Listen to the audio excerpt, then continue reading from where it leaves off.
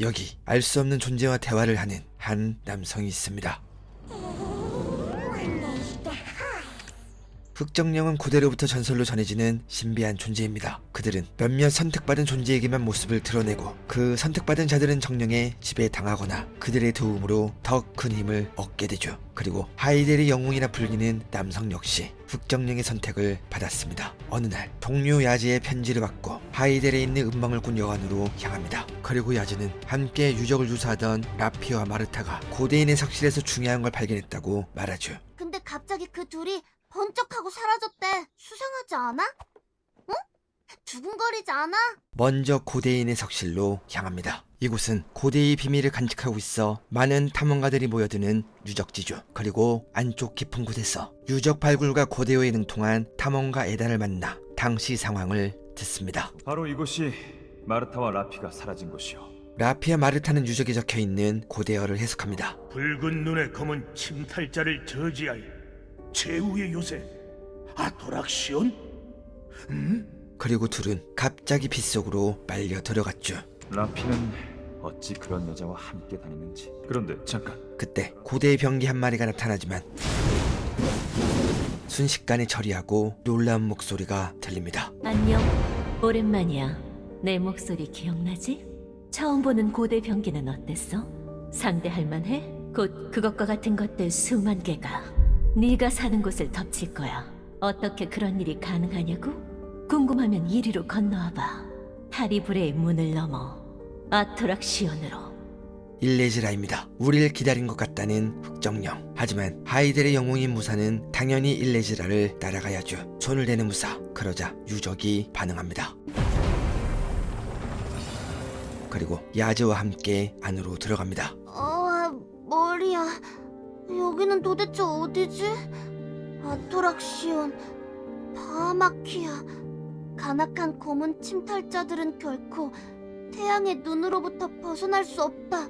바하마키아라 적힌 이곳은 유적 속에 존재하는 장소가 아닌 마치 대륙 한쪽의 거대한 장소처럼 느껴집니다. 그리고 검은 침탈자의 타전 변화기 수 2.7 전투 준비 태세를 유지합니다. 무사가 진입하자 갑자기 전투 태세를 유지하죠. 그리고 흑정령의 힘과 반응합니다. 이것이 일레즈라의 함정 같다는 흑정령. 힘을 되찾기 위해 탐험을 계속하고 넓은 장소에서 마르타와 라피를 만나죠. 고대 병기들을 뚫고 지나온 거죠? 당신의 실력 하나는 정말 인정할 수밖에 없네요. 이때 바하마키아의 창시자일 것으로 보이는 메시지를 발견합니다. 지금까지는 내 몸의 움직임에 대한 이해를 기반으로 인간 형태의 병기만을 시험 제작해왔다. 하지만 스승님께선 바깥 세상엔 저마다 모습이 다른 수많은 생명체가 자신만의 생존 방식으로 세상을 살아간다고 말씀하셨다. 마치 그는 동물들의 모습을 본 적 없는 것처럼 말합니다. 그리고 뜻을 알 수 없는 메시지가 계속 발견됩니다. 내 이름은 바아. 언젠가 꼭 누군가 우리를? 바하마키아 창시자의 이름으로 보이는 바하, 쿠로부터 도움이 필요한 듯한 메시지가 남겨있다. 혹시 일레즈라가 자신의 목적을 위해 납치한 건 아닐지 의심됩니다. 그리고 계속 반복해서 나오던 4명의 데키마는 4명의 제자를 뜻하는 걸 알게 됩니다. 스승님은 이름도 없는 우리들을 거두어 각각 바하, 시카, 요루, 오르라는 이름을 지어주셨다. 그리고 데키아는 그들의 스승을 말하는 거죠. 하늘의 기운이 극도로 부진하니 얼마 못 가서 땅이 무너지는 화가 찾아오리라. 이를 대비하여 미리 10만의 병기를 생산하고 변란이 일어나면 모두 합쳐 지킴으로써 위급한 때에 방비로 삼도록 해야 할 것이다.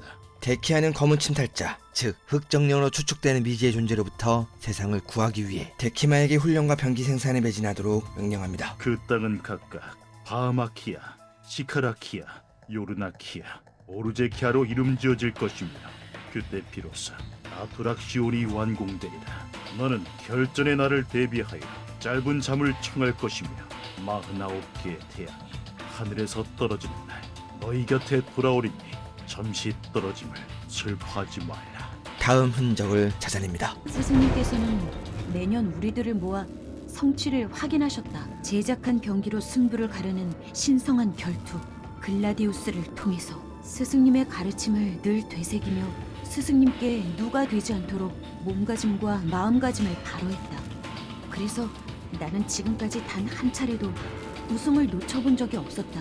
나를 시기하는 데키마들의 눈빛은 나를 더 불타오르게 할 뿐이다. 결전의 날 힘을 합쳐야 할 데키마들 사이에서 시기와 질투, 불안한 예감이 처음으로 들기 시작합니다. 잠깐만. 전해줄 말이 있어. 내가 바하의 새로운 기록을 찾았어. 바하가 스승 데키아에게 했던 질문이야. 잘 들어봐. 스승님, 아토락시온이 정말 결전의 날에 세상을 구원할 수 있을까요? 저는 매해 우승을 하여도 늘 한없이 모자람을 느낍니다. 이에 스승님이 이르시기를 아토락시온은 결전의 날 검은 침탈자가 찾아오면 그 진가를 발휘하게 될 것이다. 우리를 지키기 위한 이 요새의 진정한 힘은 검은 침탈자를 감지했을 때만 드러나도록 설계해 두었기 때문이다. 잠깐, 검은 침탈자를 감지했을 때 진정한 힘이 드러나도록 설계됐다. 앞에서 무사가 바하마키아에 도착하자마자 소울마기아라는 장치는 무사의 흑정령을 감지했었죠. 검은 침탈자가 감지되었습니다. 전투 준비 태세를 최고 단계로 격상합니다. 야즈는 기록을 계속 읽습니다. 그리고 검은 침탈자가 도착하면 아토마기아의 심장이 깨어난다고 말하죠. 심장이 깨어난다는 게 어떤 의미일까? 심장에 다른 기능이 있는 걸까? 바하의 요람에 도착합니다. 이곳은 바하마키아의 마지막 장소고 가장 강력한 가디언이 지키고 있죠. 그리고 일레지라가 무사를 기다리고 있었습니다. 오해가 쌓였을까봐 미리 말해두는데 난 네 흑정령의 힘을 빼앗은 적이 없어. 네 흑정령의 힘을 가져간 건 이 아토락시온이야. 이곳 아토락시온은 오직 흑정령과 싸우기 위해 설계된 요새야. 요새로 접근했거나 내부로 침입한 흑정령의 파동을 감지하면 그 즉시 일정 영역 내의 검은 기운을 모조리 흡수해버리지. 그리고 그 기운을 자원 삼아 부족한 병기를 추가 생산한다. 맞습니다. 바하마키아를 깨운 건 일레지라가 아닌 무사였죠. 이제야 겨우 눈치챈 모양이네. 네 덕분에 아토마기아의 심장을 깨우기 위한 첫 번째 과제가 완성될 거야. 네, 일레지라는 아토마기아의 심장을 찾고 그것을 깨우기 위해 검은 침탈자를 지닌 무사를 이곳으로 유인한 겁니다. 일레지라를 쫓아갑니다. 그리고 우르키오스란 결전의 가디언과 사투를 벌이고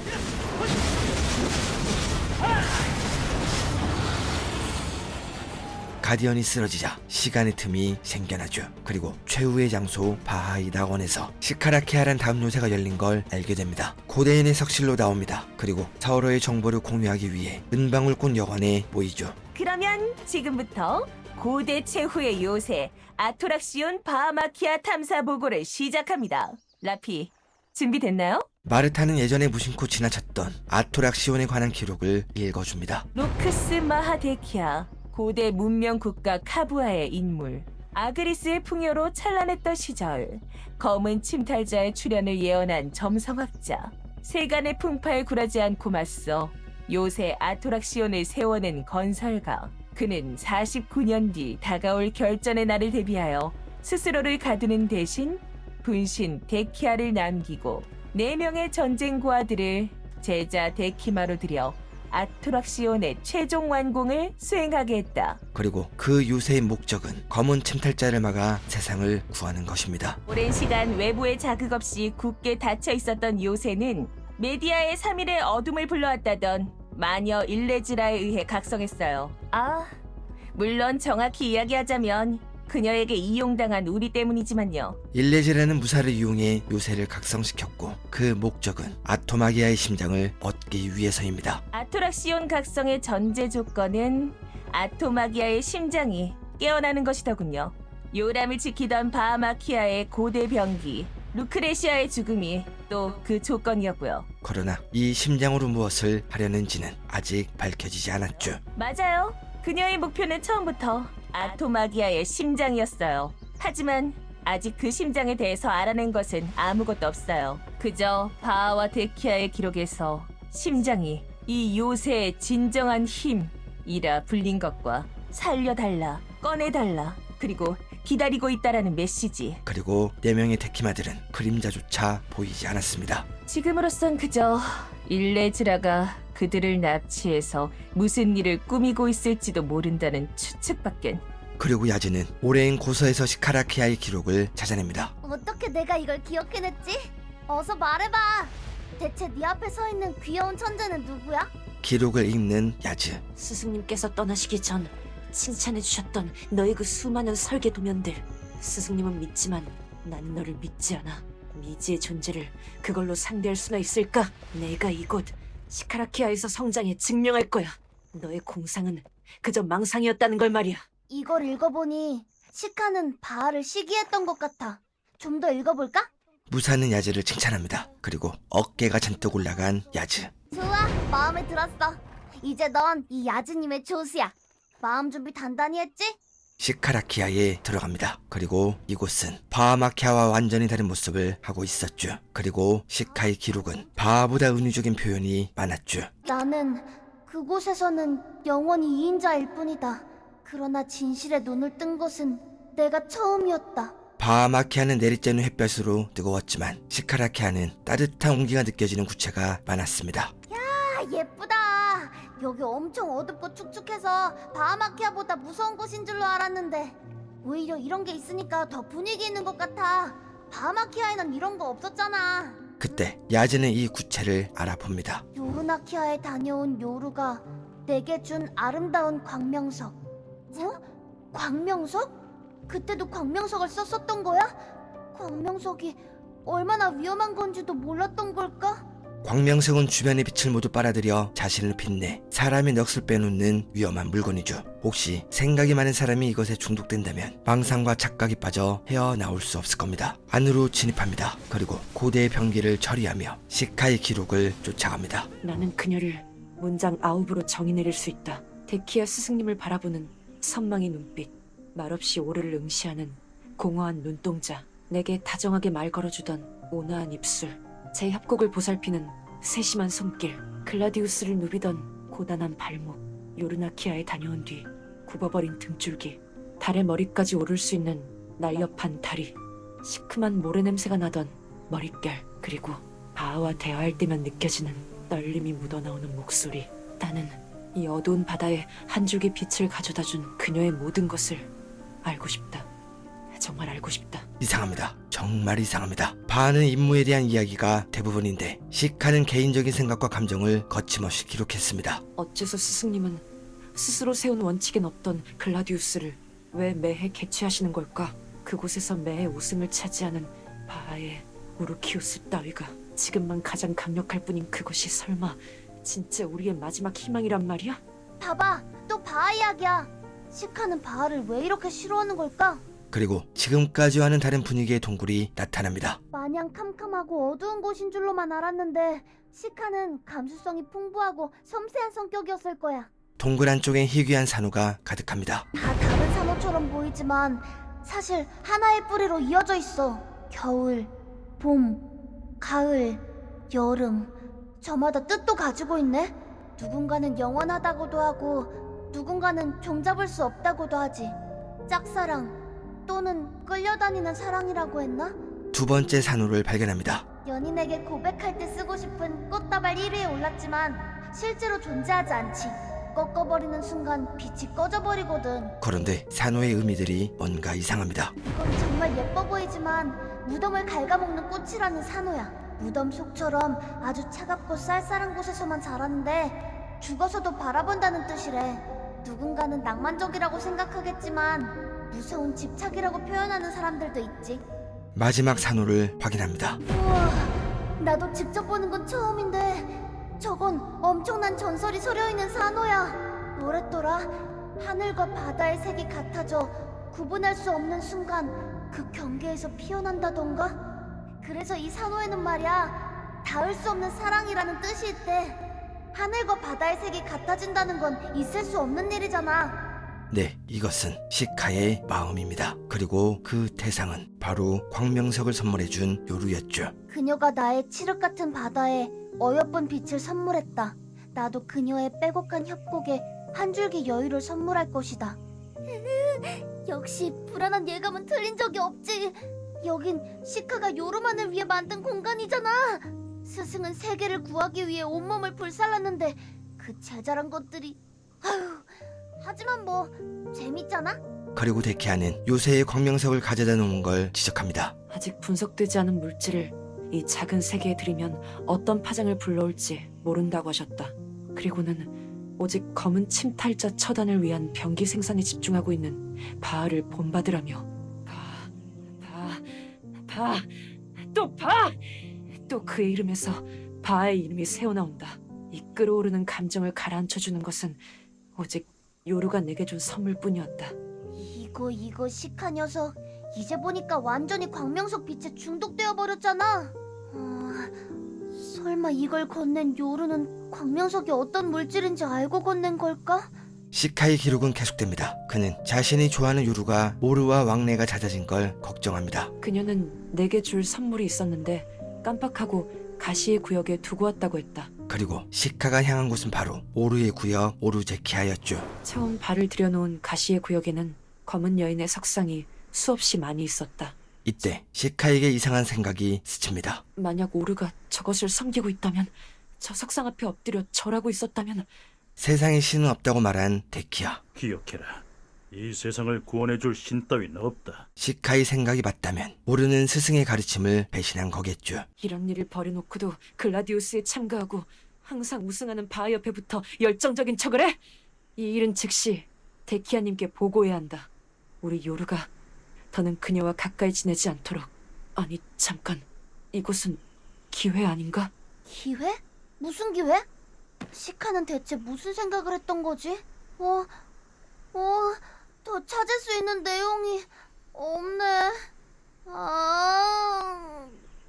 여기서 끊어버리면 어쩌자는 거야. 한창 재미있었는데.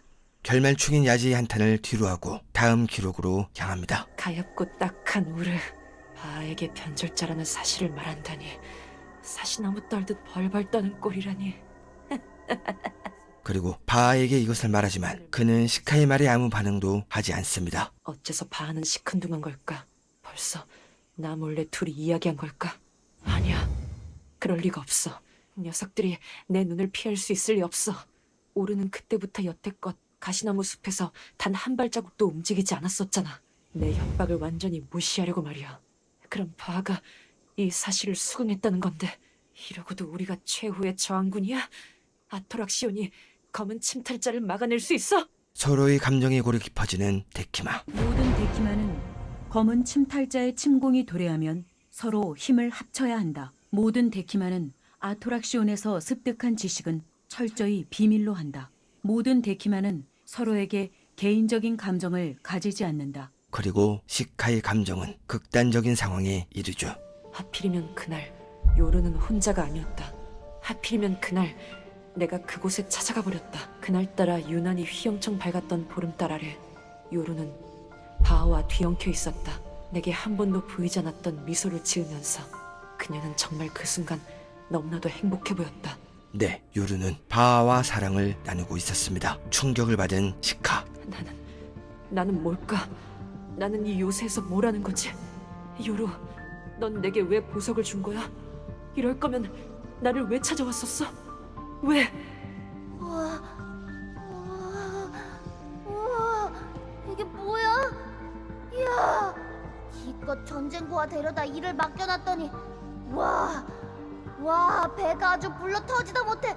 끝이 아닙니다. 그때 내 발치에 걸려버린 요루의 찢어진 옷가지가 눈에 들어왔다. 그리고 요루의 옷을 찢은 듯한 어느 단도까지. 또 선명하게 눈에 들어온 단도에 새겨진 글귀. 사랑하는 나의 바, 우리의 낙원은 오직 검은 여신의 허락 안에서만 완성될 거야. 그녀 말곤 이런 글귀를 쓸 자가 없다. 틀림없는 오르의 단도였다. 요루와 사랑을 나누고 있던 바, 그럼 바를 향한 마음을 단도에 담았던 오르, 그리고 이 모든 것을 지켜보았던 시카. 세상을 구하기 위해 힘을 합쳐야 할 데키마들의 관계가 점점 알 수 없는 방향으로 흐릅니다. 안쪽으로 향하는 무사, 그리고 오랜만에 마르타와 만나고 그녀는 고대 재판 기록에서 시카의 기록을 찾았다고 말합니다. 창고마다 쌓인 풍족한 곡물, 밤을 채우는 향긋한 포도주, 이 모든 것이 자비로운 아그리스의 축복으로 알알이 맺힌 풍요라오. 달콤한 삶이여 영원하리니 그대는 어찌하여 아그리스의 은혜를 외면하고 어두운 낯빛으로 선량한 시민들을 두렵게 하느냐? 사람들은 종말을 퍼뜨리며 혼란을 가져오는 시카를 붙잡았고 그를 재판에 세웁니다. 네, 시카는 시카라케아를 버리고 달아난 거죠. 시카, 아토락시온에서 자라나며 로크스에게 배웠던 바깥 세상과 요새에서 뛰쳐나가 직접 경험해본 세상은 너무나도 달랐던 거라. 그리고 그들의 스승은 생각처럼 완벽한 존재가 아니었습니다. 네, 요새 밖 세상의 사람들에게 데키아는 그저 음모론에 미친 사람이었습니다. 그 미친 자가 타로까지 하더니 기어코 세상에 복수하기 위해 제자를 길렀는가? 잠깐 기다려보시오, 로크스의 제자여. 그대의 눈엔 그 괴짜의 광기가 보이지 않는군. 로크스가 그토록 부르짖던 최후의 날은 여전히 당도할 생각이 없는 것 같은데 어찌하여 혼자 정처 없이 떠돌고 있어? 고대인들은 시카에게 면죄부를 줬어요. 시카는 시민들에게 그가 아는 모든 것을 알려줬죠. 심지어 로크스가 잠들어 있는 프로토키아까지. 하지만 시카는 도시로 나가기 전 많은 고민을 했다고 기록되어 있었습니다. 그리고 그 고민이 무엇인지는 아직 찾지 못했죠. 스승의 기록을 찾아냅니다. 그리고 이 기록은 아토마기아의 심장에 관한 내용입니다. 결전의 날 요새가 각성한 요새 지하에 10만 아토르 군단이 생산될 것이다. 그리고 아토마기아의 심장을 통제하는 자가 이 10만 대군을 지휘하게 될 것이다. 네, 이것입니다. 일레제라가 심장을 찾는 이유는 이것이었습니다. 설마 그걸 자기가 차지해서 아토르들을 이 세상에 풀어내려고? 그리고 심장엔 아주 중요한 기능이 있었습니다. 아토마기아의 심장은 너희들의 생각과 감정을 서로 공유하는 매개체의 역할을 할 것이다. 이 기능으로 서로의 강점을 이끌어내주고 서로의 약점을 완벽하게 보완할 수 있다. 생각과 감정을 공유한다. 안 그래도 바하에게 실력에 대한 열등감이 가득한데 요루에 대한 마음마저 바하에게 읽힌다면 그것보다 더한 치욕은 없을 겁니다. 네, 이것이 시카가 요새를 떠나게 만든 이유였죠. 나는 스승님의 생각에 동의할 수 없다. 나는 바하와 생각과 감정을 공유할 수 없다. 절대 그럴 수 없어. 죽어버릴 거야. 데키아는 최후의 글라디우스 승자에게 심장을 주겠다고 말했습니다. 그렇다면 누가 심장을 가져간 것일까요? 사랑하는 나의 시카, 마음이 추슬렀는지 모르겠구나. 네가 바깥에서 보고 겪은 아그리스의 풍요는 곧 물거품처럼 사라져버릴 꿈 조각과 같단다. 너의 슬픔과 외로움은 모두 나의 잘못이니 이 못나고 어리석은 스승을 부디 용서해다오. 너의 아름다운 정원에 네 속상한 마음을 달랠 만한 작은 선물을 심어두었으니 확인해 보았으면 좋겠구나. 그리고 그 선물이 바로 아토마기아의 심장이었습니다. 스승님이 나의 정원에 심어둔 것은 잠들어 있는 아토마기아의 심장이었다. 스승님의 편지에 진심이 담겨 새겨진 글자 하나하나가 아른거렸지만 결국 나는 이 요새의 모두를 용서할 수 없었다. 최후의 글라디우스는 열리지 않을 것이다. 그리고 결전의 날 우리 모두는 이 요새와 함께 심연으로 가라앉겠지. 이제 심장은 나의 요람 깊은 곳에 자리하니 다시는 따사로운 햇빛을 쬐지 못하리라. 데키아는 가장 중요한 심장으로 시카를 설득하려 했지만 시카는 이것을 요람에 숨겨버립니다. 데키아는 그 심장을 맡길 만큼 시카를 믿었고 되돌리고 싶었고 그가 돌아올 거라 굳게 믿었던 거야. 하긴 길러온 세월이 얼마였겠어. 하지만 시카는 돌아오지 않았지. 심장을 자신의 요람으로 가져갔어. 저길 봐. 저 너머에 시카의 병기가 아마도 최종 병기가 잠들어 있을 거야. 요람으로 향하는 무사, 그리고 이곳을 지키고 있는 센티루토스를 발견합니다. 이때 하얀 마녀! 이곳까지 왔다면 당연히 알고는 있겠지. 이곳 지하에서 무엇이 생산되고 있는지. 10만의 아토르 군단. 그래, 난 그 군단을 가질 거야. 말해줬잖아. 내가 준비하는 건 말이야. 이 세상이 다시 세워지는 마지막 축제. 그럼 또 봐. 난 심장 활성화에 필요한 두 번째 과제를 찾으러 먼저 갈 거야. 지금 너무나도 날 쫓고 싶겠지만 먼저 이 녀석을 해결해야겠지? 전투가 시작됩니다.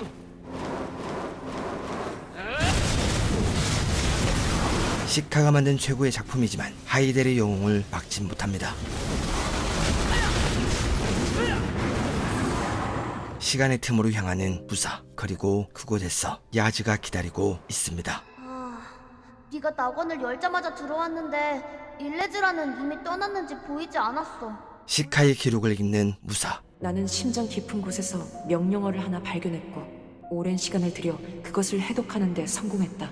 시카가 발견한 명령어는 심장을 활성화시키는 또 하나의 방법입니다. 그리고 그 방법은 바로 희생이었죠. 분명 스승님은 의도적으로 이것을 숨겼을 것이다. 하지만 왜 스승님은 굳이 이걸 숨긴 걸까? 전쟁구화를 데려와 직접 가르치고 키웠던 데키야. 어쩌면 그는 데키마들에게 스승의 감정이 아닌 부모와 자식의 감정을 느꼈을지도 모릅니다. 데키마들끼리 개인 감정을 갖지 말라고 가르쳤지만 누구보다 이것을 지키지 못한 건 바로 데키야 자신이었습니다. 데키아가 데키마들에게 알리지 않았던 건 제자들을 소중히 여겼던 그의 마음이 아니었을까? 자신의 목숨은 초계같이 내던졌지만 제자들의 목숨은 너무 소중했던 거지. 희생... 그래, 일레즈라는 이미 알고 있었던 거야. 이제 이 아즈는 확신할 수 있어. 일레즈라가 설계자들을 모두 납치한 거야. 오랜 시간 아무도 드나든 적 없는 이 요새에 살려달라, 꺼내달라, 우리는 여기서 기다리고 있다, 이런 메시지만 남겨놓고 정작 안 보이잖아. 다 그 하얀 마녀가 납치해서 그런 거라고. 그 사악한 일레즈라가 설계자들을 희생시켜서 아토마기의 심장을 활성화시키려는 거야. 요르나키아로 향하는 무사. 아토락시온 세 번째 요새 요르나키아.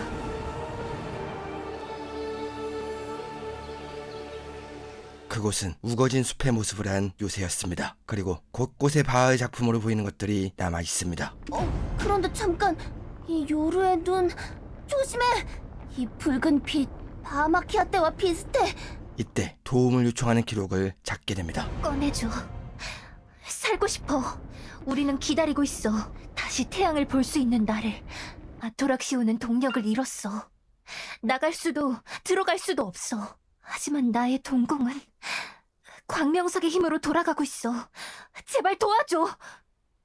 이건 우리에게 하는 말이 틀림없어. 동공이 뭘까?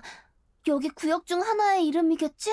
동공으로 향하는 무사. 그리고 요르나키아인 바오와 시카에게서 보지 못한 여러 가지 기록이 있었습니다. 49년 뒤 세상을 검은 침탈자로부터 구하는 사명. 우리의 사명은 거기서 끝이 아니라고 스승님은 말씀하셨다.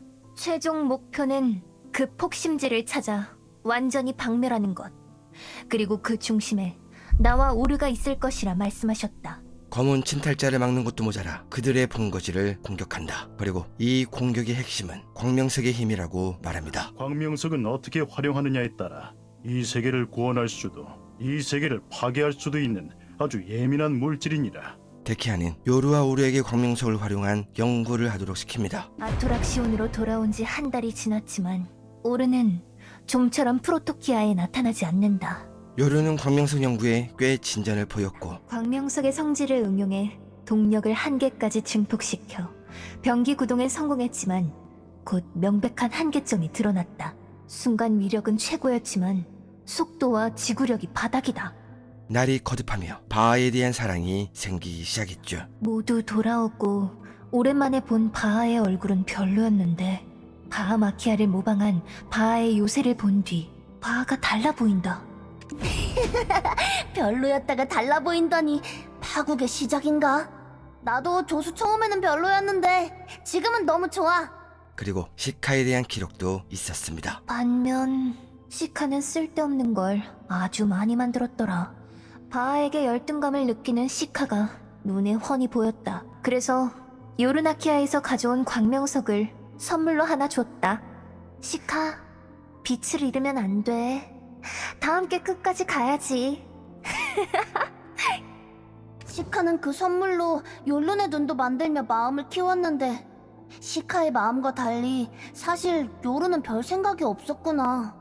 요르는 바하에게 조언을 구합니다. 그리고 바하는 이것을 기꺼이 받아들이며 바하는 자신의 우르키오스에 올라타며 툭 내뱉었다. 우리의 사명을 위해서라면 기꺼이. 둘은 함께하는 시간이 늘어납니다. 그의 열정은 대단했다. 며칠 밤낮을 쉬지 않고 작업에 매달렸다. 나는 그런 그가 어느 순간부터 조각상처럼 보이기 시작했다. 그의 짙은 눈썹이, 오똑한 콧날이, 그리고 어느새 듬직해져 버린 어깨가 조금씩 내 눈길을 비집고 들어오기 시작했다. 하지만 이때 바하와 오르는 공식적인 연인이었죠. 너 혹시 아직 바하랑 사겨? 그렇다며 고개를 끄덕이는 오르. 계속 기록을 읽습니다. 내겐 바하가 필요하니까 라는 또 그 대답. 지긋지긋해 오르에게 한마디 쏘아붙였다. 네가 섬긴다는 그 여신 거지 같아. 내 말에 충격을 받은 건지 오르의 얼굴은 파래졌다. 멍 때리는 오르를 두고 그녀의 단도를 훔쳐 요새를 나왔다. 단도에 새겨진 글귀가 달빛에 둥둥 떠다니는 것 같았다. 요루의 동궁에 도착합니다. 그리고 동력을 가동시키자 놀라운 일이 일어났죠.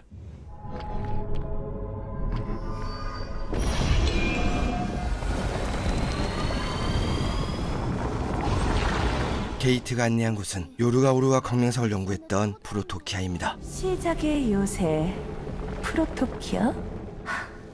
여기였어요. 아토락시온의 설립자 루크스 마하데키아가 잠든 곳. 데키아는 글라디우스를 열며 깊은 동면에 들어갔고 자신의 모습을 본딴 가디언을 두고 갔죠. 그래서 이 가디언이 데키마들을 관리해줬고 종말의 날이 오면 새로운 육신으로 돌아오겠다고 말했습니다. 주변을 살펴봅니다. 그리고 무사는 이곳에 바와 시카, 요루의 카이브가 세워져 있는 걸 확인했지만 모두 파괴되어 있었습니다. 그리고 무슨 일인지 오루의 카이브는 보이지 않았죠. 오르의 자리에 오르의 눈이 없어. 게다가 다른 곳은 다 박살나 있는데 저기만 깨끗해. 그리고 데키아의 말대로 49년 뒤 검은 침탈자가 나타났습니다. 스승님이 자신의 분신 데키아를 남기시고 이곳 프로토키아 카이브에 잠드신 지 정확히 49년 뒤 꼬리 달린 별을 타고 붉은 눈동자의 검은 침탈자가 내려와 신전이 무너지고 상아탑이 불에 타며 땅이 반으로 갈라졌다. 전혀 준비가 없었던 사람들은 검은 침탈자에 씌어 서로를 공격했다. 참회의 눈물이 바다를 이루자 그들은 스승님의 방주를 찾기 시작했다. 그러나 약간의 오차로 검은 침탈자는 스승님의 육신이 재생되는 7일 전 찾아오고야 말았다. 만약 시카가 심장으로 거인을 깨웠다면 문제가 없었을 겁니다. 7일 정도야 버틸 수 있어. 시카, 그 비겁한 녀석은 필요 없지. 내게는 요루와 오르가 있잖아. 그래, 가자. 어쩌면 이게 우르키오스와 마지막이 된다 할지라도 그때는 몰랐다. 시카가 바깥 세상에 아토락시온을 알렸던 것이 어떤 결과를 초래할지. 바하는 검은 침탈자를 막으려 사력을 다하지만 시카는 둘째치고 요루와 오르도 모습을 드러내지 않았습니다. 나 혼자로는 이들을 막을 수 없었다. 7일은 무슨... 세상은 사흘 만에 잿더미로 변했다. 배수의 진을 치기 위해 프로토키아로 들어온 바하. 그리고 놀라운 것을 목격합니다. 검은 침탈자들에게 밀려 아토락시온에 돌아와 보니 동력을 유지해주던 프로토키아의 검은 돌이 모두 사라져 있었다. 게다가 스승님의 분신 데키아 또한 초기화되어 아토락시온을 처음부터 다시 만들어 나가고 있었다. 프로토키아는 털려 있었다. 그것도 검은 침탈자가 아닌 우리가 지켜주고자 했던 바깥 세계의 사람들에게. 갈 곳 잃은 고대인들이 시카가 알려준 여기로 모였었나 봐. 하지만 말도 안 돼. 이렇게 완벽한 요새가 사람에게 뚫려? 맞습니다. 지금은 셀 수 없는 세월이 지나 그 위용을 잃었지만 그들은 세계의 종말을 막기 위해 준비를 하고 있었고 당시의 고대인의 장비로는 접근조차 할 수 없었을 겁니다. 이때 상황이 심각해지자 데키마들이 모이기 시작합니다. 그리고 바하는 모든 책임을 시카에게 돌리죠. 누구야? 누가 여길 개방한 거야? 검은 침탈자도 아닌 사람들에게 뚫렸어. 불가능해. 그러니 범인은 이 안에 있어. 난 시카를 지목했다. 하지만 바하의 내면엔 한 가지 찜찜한 것이 있었습니다. 그럴 리는 없겠지만 정말 만약에 스승님의 카이브가 오작동을 일으키면 어찌해야 합니까? 인상 피거라 바야. 그럴 일은 없으니 내 카이브는 이 요새의 중심 프로토키아의 심장과 같다. 강제 개방되면 우리가 쌓아온 모든 것을 잃는 중요한 것이니 나 말고는 누구도 조작할 수 없도록 만들었으니 걱정 말거라. 데키아가 아니면 열 수 없다. 즉 시카가 배신을 하려 해도 이곳을 열어줄 방법이 없다는 겁니다. 에? 이게 대체 무슨 말이야? 그럼 프로토키아를 강제 개방한 범인이 데키아 자신이란 말이야? 그리고 우리는 프로토키아가 무너지던 그 순간의 기억을 보게 됩니다. 플라츠 구역에 지원이 필요해. 왜 아무도 안 와? 오르! 요루! 이때 한 남성이 진입합니다.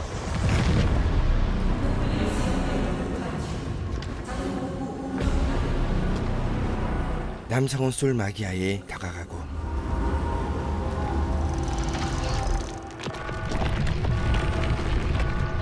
프로토키아를 배쇄합니다.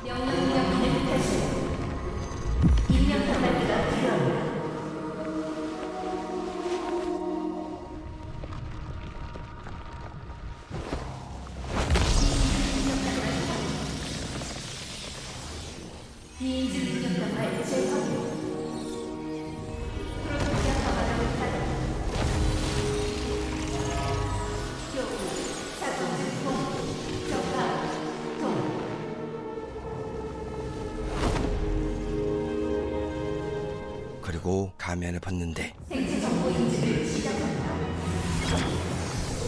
그 얼굴은 놀랍게도 로크스마 데키아, 바로 자신이었습니다.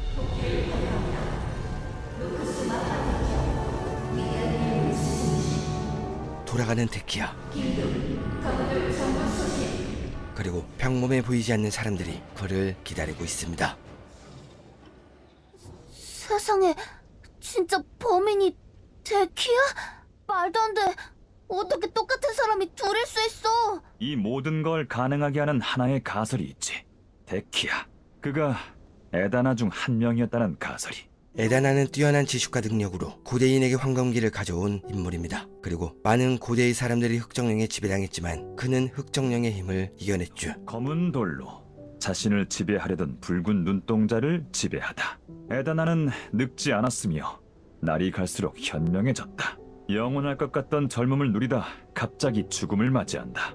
죽음에서 부활해 두 번째 깨어있는 삶을 살아간다. 네, 에다나는 평범한 사람과는 다르게 마치 신처럼 죽음 후에도 부활을 했다고 전해집니다. 즉, 데키아는 최후의 날을 대비해 아토락시온을 건설했지만 최후의 날이 오기 전 목숨을 잃었고 다시 부활했을 땐 전생의 기억을 완전히 잊은 상태였죠. 이로써 우리 비밀 수호단이 또 하나 알아냈군. 이런 특수한 경우 전생의 기억은 잃는다는 것. 카이브를 통제하는 솔 마기아는 옳았던 거야.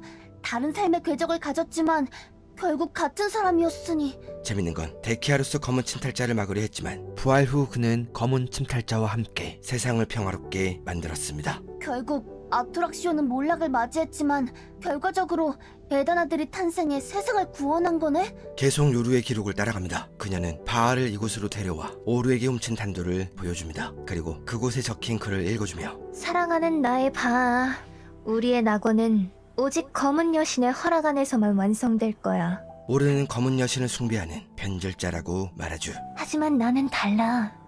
모든 햇살을 안아줄 수 있어. 그 햇살로 새로운 생명을 피워내고 함께 살아가지. 태양인 널 뒷받침해줄 수 있는 건 오직 나뿐이야. 와, 시카가 이걸 보고 바아를 폐기물이라고 부른 거야? 알고 보니까 바아가 아니라 요루가 유혹했는데? 결전의 날, 요루는 가장 먼저 바아 마키아로 향합니다. 하지만 그곳에 있던 건 루크레시아, 여신이 부르는 오르의 이름. 바아는 나 몰래 오르를 조각해왔던 것이다. 대체 언제부터? 결코 바아의 마음이 변하지 않을 것을 알고 질투심에 사로잡혀 요루나키아로 돌아갑니다. 오, 라피 말이 맞았잖아. 결국 바람 맞은 거였네? 근데 이제 보니 요루는 욕망덩어리였구나. 얘도 내꺼, 쟤도 내꺼. 그리고 프로토키아가 폐쇄되고 어느 날 갑자기 아토락시온은 몰락했다. 검은 침탈자가 아닌 우리가 지켜주고자 했던 사람들의 손에.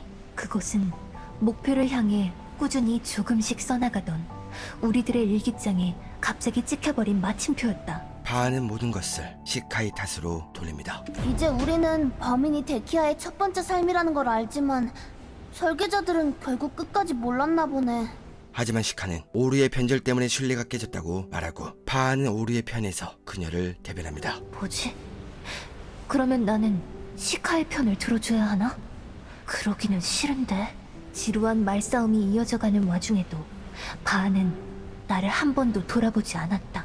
오르는 양손으로 얼굴을 가리며 흐느끼고만 있다. 손 아래에선 활짝 미소 짓고 있겠지. 가증스러운 계집. 데키마들은 각자의 요새로 돌아갑니다. 에다나가 검은 돌을 가져가며 밖으로 나갈 수도 없었죠. 더디게 흘러가는 마하의 장막 속에서 어떻게 죽으면 덜 아플까? 그런 생각으로 하루하루를 보내다 배가 쪼그라들어 아파져 오자 생각이 정리됐다. 아, 한 2계절 뒤에 식량이 바닥나면 나는 굶어 죽겠구나. 정말 현실적인 문제잖아. 하지만 어떻게든 살아남았는데 이제 얼굴도 모르는 마녀의 손에 희생당하게 되다니. 아이고. 생각보다 굶어 죽어가는 건 고통스러웠다. 다들 아무렇지 않은 걸까? 요새는 조용했다. 홀로 프로토키아의 부서진 타리브레의 문으로 갔다. 검은 돌이 있다면 복구할 수 있을 텐데. 혹시 광명석으로 잠깐 동력을? 그래, 나갈 수 있어. 얘들아! 우리 나갈 수... 없어... 고대인들은 광명석의 빛에 정신을 뺏겨 이것을 가지고 나갔고 문을 열 수 있을 만큼 강력한 광명석은 단 1개였습니다. 3분의 긴 고민 끝에 결심했다. 나만 바깥 세상으로 나갈 거야. 응당한 대가다. 바깥은 우리의 몰락을 비웃기라도 한 듯 축제였다. 정신없이 허기를 채우니 사람들의 말이 들려오기 시작했다. 어느 한 천재가 자신에게 깃든 검은 침탈자를 역지배하는 데 성공했단다. 에다나의 영웅담을 듣는 요루, 고통스러웠겠죠. 우리는 갇혀버린 시간 속에서 죽음을 기다리는데 이 축제에 내가 설 곳은 없었다. 결국 아토락시온으로 돌아온 요루, 그리고 모든 기억이 초기화된 데키아의 분신이 말을 걸어옵니다. 사랑하는 나의 요루야, 어찌 잠을 설치느냐? 모든 기억을 잃고 초기화되어 날 찾아온 데키아. 요루는 데키아에게 화를 냅니다. 왜? 검은 침탈자는 예언했으면서 우리의 미래는 예언하지 못한 거야? 다 당신 잘못이야. 내게... 우와, 얘 좀 봐. 이걸 스승 탓을 한다고? 이제 모든 의문이 풀린 것으로 보입니다. 남은 것이 있다면 요새 어딘가에 있을 데키마들을 구해줘야죠. 하지만 요새 깊은 곳에서 일레지라를 만나게 되고, 그런데 결과적으로 아트럭시온의 몰락이 이 세상의 구원을 가져왔으니 누구의 공이 제일 클까? 만약 4명의 설계자가 한 마음으로 버텨냈더라면 정말 검은 침탈자를 물리쳐냈을까? 그녀의 숙명, 검은 침탈자의 요새로 진격할 수 있었을까? 우린 오늘만 살아서 그딴 거 모르거든? 시끄럽고 설계자들 다 어디 있어? 그걸 왜 내게 묻는지 모르겠군. 나는 그저 한 명만 있으면 되는데? 응? 한 명? 무슨 또 뚱딴지 같은 소릴. 침이나 바르고 거짓말해. 꼬맹이, 난 태어나서 거짓말을 해본 적이 없어. 좌표를 얻으러 여기 온 것뿐. 데키아가 요루에게 남긴 검은 침탈자. 그래, 흑장령의 요새. 난 그곳으로 가야 하거든. 좌표를 찾는 일레지라를 따라 최후의 병기 아마릴로스에게 향합니다. 치열한 혈투 끝에 승리하는 무사.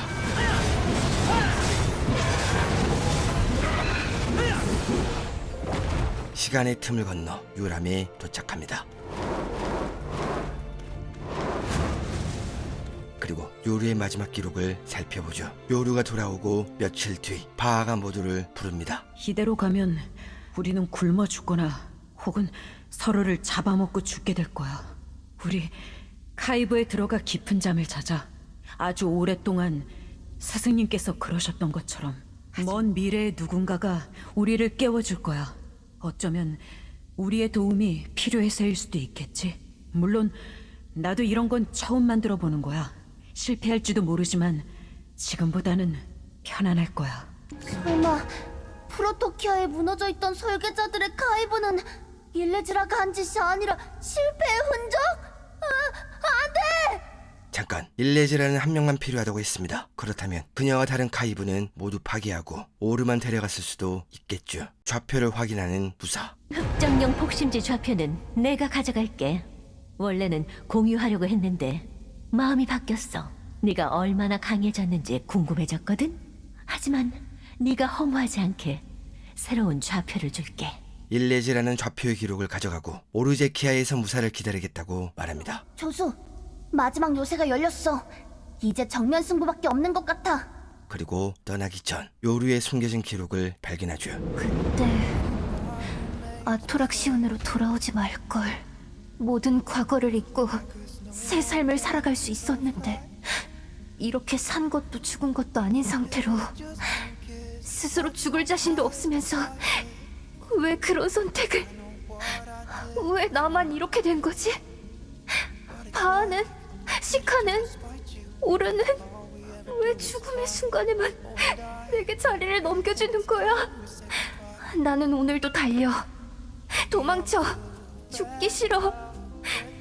나 누구보다 살고 싶은가 봐. 삶이란 참 재밌습니다. 한참 지나고 돌이켜보면 작은 선택의 큰 운명이 바뀌기도 하죠. 세상을 구하기 위해 최선을 다했지만 아무것도 못한 바, 반대로 검은 침탈자를 막을 힘이 있었지만 아무것도 하지 않은 시카, 혼자라는 외로움에 요새를 빠져나간 요루. 하지만 어디에도 속하지 못한다는 상실감에 요새로 들어와 쓸쓸한 죽음을 맞이했죠. 종말을 막기 위해 인생을 바쳤던 로크스마와 데키아. 그러나 인류의 번영과 평화를 가져다 준 건 그들이 막으려 한 검은 침탈자입니다. 심지어 그 검은 침탈자는 바로 자신이었죠. 이제 이야기는 오르제키아로 이어집니다. 과연 오르의 기록엔 또 어떤 비밀이 숨겨져 있을지, 그리고 복심지에는 또 무엇이 기다리고 있을지, 사막의 검은 밤은 여러분의 밝은 빛을 기다리고 있습니다. Baby, I'm too fed up